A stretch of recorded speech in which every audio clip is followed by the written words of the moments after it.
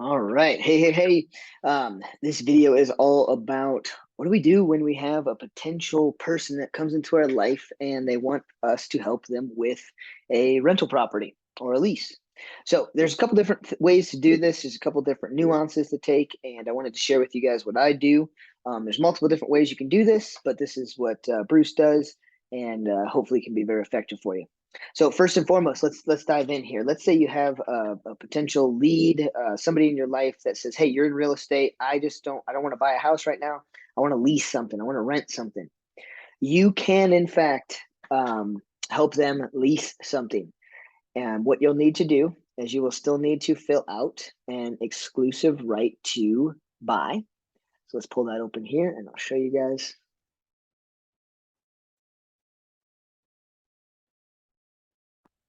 When you fill out the exclusive right to buy, it's very similar to when you're filling it out, if they're looking for an actual house. But the one thing that changes is down here, you put in or you fill in 3.5. All right. If this box is checked, buyer authorizes broker to negotiate the lease of a property. All right. The problem with this is, though, and this is where I do run into a little bit of an issue. The buyer authorizes the broker to negotiate a lease of a property. Our license covers law around our contracts. So everybody's lease could be a little different. And so I have a hard time understanding how we are going to be able to negotiate and enforce a lease that an attorney drew up and that we could back our buyer. So if you're doing this, be very, very, very careful negotiating a lease in which, an attorney drafted, because our license law constitutes the commission of real estate. And then the listing period would be the exact same. And then down here under compensation, this is about the only other thing that changes. You can charge them a success fee equal to a flat rate or a percentage. You also can talk about a brokerage firm lease down here. You can do a lease for the square foot of the property. So if it's a 1,000 square foot condo, you can say, I want $10 a square foot.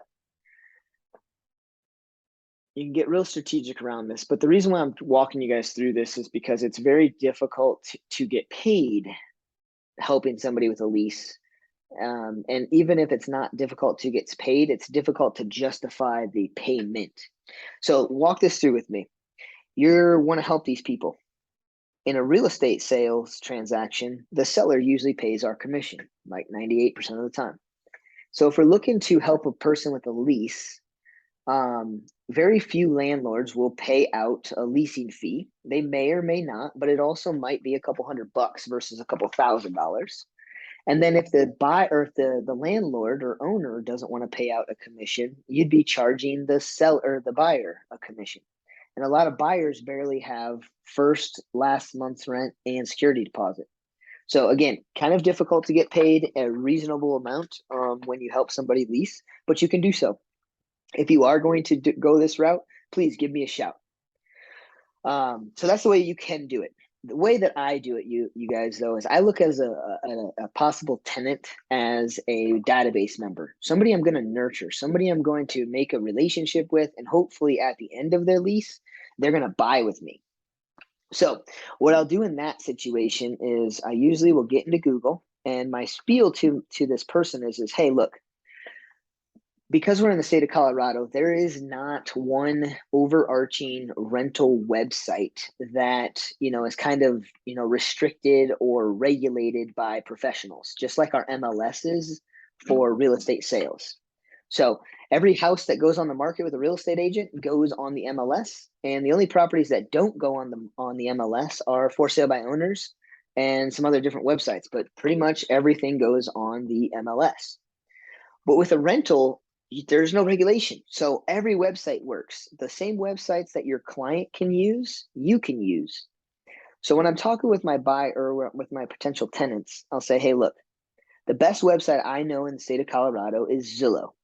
What you'll do is you'll go to Zillow.com and just at the very top, type in the criteria that you're looking for your rent. Click on rent, and then click on the price, minimum, maximum per month, bedrooms, bathrooms, home type, move-in date.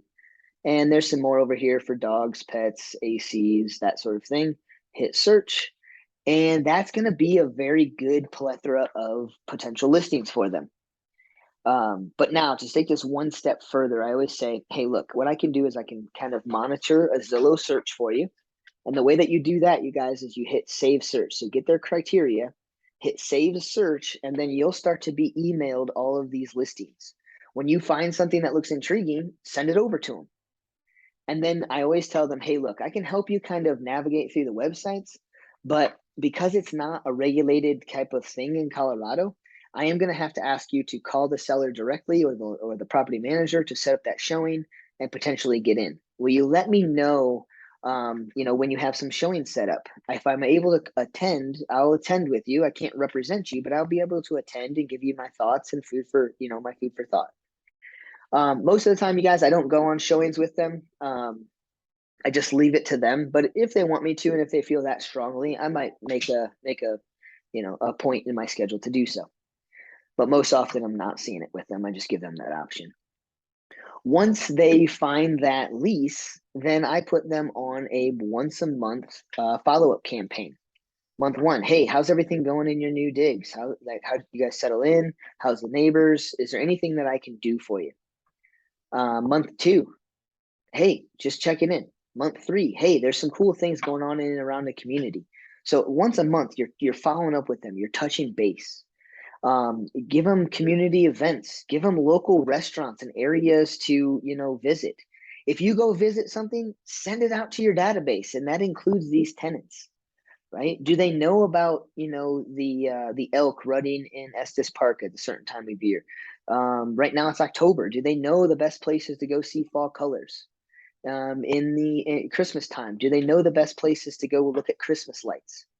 In the spring, when everything starts to open up, do they know the best places for all of the different community events and festivals that happen? I know most cities have these downtown concert series on Fridays and Saturday nights.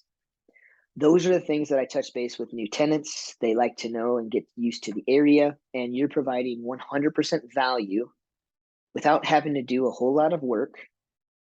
And that's what we do every day with our database. Now, the only other layer that I add on to tenants or rental possibilities is I will get them this Zillow search going. I'll put it in my inbox. And then the other thing that I do is if they're looking in a specific city, I want you guys to just Google, let's say Longmont, for instance, Longmont property management companies. Get past the ads, and this one actually looks pretty good. So go to the map, and then click on this one, go to their website, and most all property management companies will have a vacancy page. So let's see if we can figure this out right here. Give me one sec.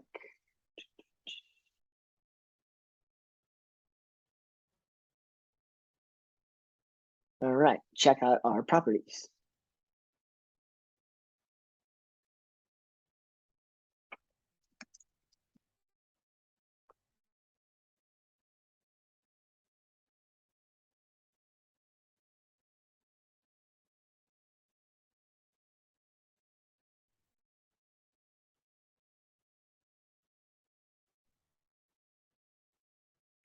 I apologize, maybe this isn't the best website to show you.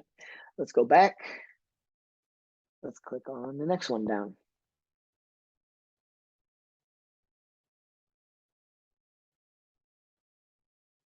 And then I might, right here, this is perfect. I don't want to go any further. I don't want to pigeonhole them. I would copy and paste this into an email and says, hey, I found this. Some of these might not be on Zillow. Let me know if you find anything intriguing, and I'll continue to send you some more. So I don't send them a ton of things in one email. What I like to do is I like to touch base with them. So I'll send it to them today, and then maybe tomorrow I'll send them one, and then maybe 2 days after that I'll send them 2 others. But just go through here, and here's Flagstaff Management. I believe this one definitely has a vacancy page. So you go to Flagstaff Management.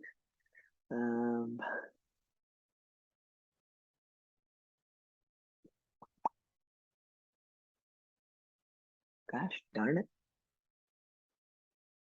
This just looks like HOA. Strike him out, guys. Dakota Property Management website. Rental search.